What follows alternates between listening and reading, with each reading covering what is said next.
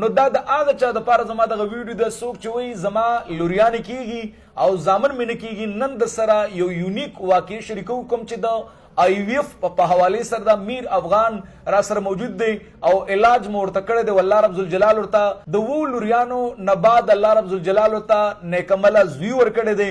او ما ورته ویلي وم چې واده مه کوه، بل د بل واده مو کوه. ما ورته ګوره دا مسله ټوله د سړي ده چې سړی زورور وي نو زامن پیدا کیږي، چې ښځه زوروره وي نو لوریانې پیدا کیږي. او د دې نه مخ اړول هم دي پکار، ځکه چې ډېرو خلکو به دا نه منله او نن چې نو دا بار بار ثابتېږي. موږ هر هغه خبره په میډیا باندې راولو کوم چې موږ خپل ځان کې زور وینو هغه راولو. جی میر افغان سره موجود دی. جی میر افغان صاحب ستړي مشر ته وایو، هرکلی ته وایو، څنګه طبیعت د ښه دی برابر جی؟ څنګه اول خو ته مبارکباد وي. زوی له دې څه نوم ایښودی دی؟ محمد ریان. محمد ریان چې د نو مطلب دا دی چې هغه د خیر سره شوی دی. محمد ریان نوم یې دی که نه؟ محمد ریان الحمدلله شوی دی، مبارکباد هم ورته وایو. جی درته وایي چې پهله مدینه وه لور وه د دوم واده نه، او دا دویم پسې زوی شو ماشاءالله محمد ریان پسې وشو.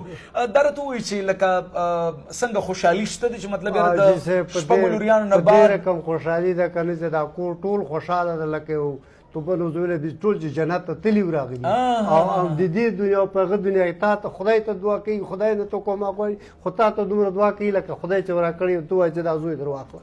څنګه او زمونږ په علاج باندې یقین شته دی؟ خبر بل یو شی نو هغه خبره ما یاد چاته ما ته ویل چې انشاءالله که د خدای پازلی ولا د زوی پلار دی که ما پسې د زوی پلار شو انشاءالله. انشاءالله جی دا ګوره د کمال خبره ده. د ما ورته دا یو دروغ چاپلوسي د موږ نه ده، اصول حقیقت په دې ډول مې ولید. بالکل بالکل بالکل. کنه موږ هم تر لاس په سر موږ ویل چې هېڅ شی نه کېږي چې ټیم دا دوه واده مو تاسو یقین کوئ دا ډېره ښکلې خبره دا کوي. دا چې کله راغله بیا چې کله لور شو نو ما ورته ګوره تا ته ما وویل چې بل واده مه کوه، بل واده مه کوه. خو د ده کورودانې د زما ډېره نیازبینه خور ده، اکثر موږ راځي ډېره درنه خورکۍ مې ده. هغې ته مې هم دا ویل ملګرو ټول کار تا کې هم دی، ملګرو ده که کول او که نه کول هغې دله کړې وه که نه، هغې پخپله دله کړې وه. هغې ورته پخپله باندې دویم واده وکړو، بیا یې لور وشو نو هغه د ده نه زیاته خفه وه چې دا موږ د څه دپاره کول، هغه کار بیا مو نشو. ما ورته ویل انشاءالله د الله په فضل سره د هومیوپیتک د دوايانو سره به الله رب ذوالجلال درته انشاءالله زوی د خیره سره درکوي.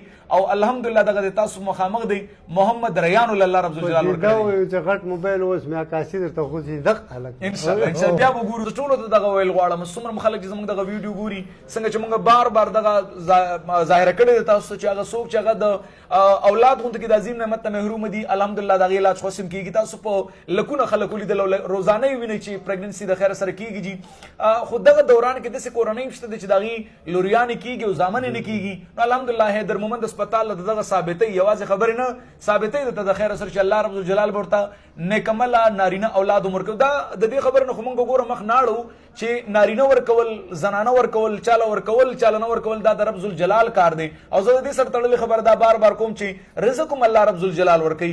رزق الله رب ذوالجلال وعده کړې ده، محنت به کوې، خواري به کوې نو هله به کېږي. بیماری م الله رب ذوالجلال راولي، الله یې ولې نه لرې کوي. د دې دپاره دغه سرکل دی، د دنیا یو سرکل روان دی، د رزق یو تړون یې کړی دی.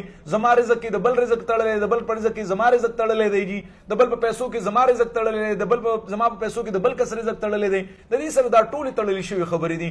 نن موږ سره چې نو میر افغان ناست دی او ډېر مبارکباد هم ورته د خیر سره وایم جي.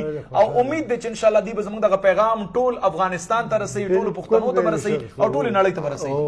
دا د دې لکه لمر سترګې چې پرېڼا یې وینو چې موږ خدای ولیدی چې دغه د موږ ته خدای زوی راکړي. شکر شکر ډېره مهرباني میر افغان صاحب، ډېره مننه. تھینک یو سو ویری مچ جي. مهرباني مهرباني جي.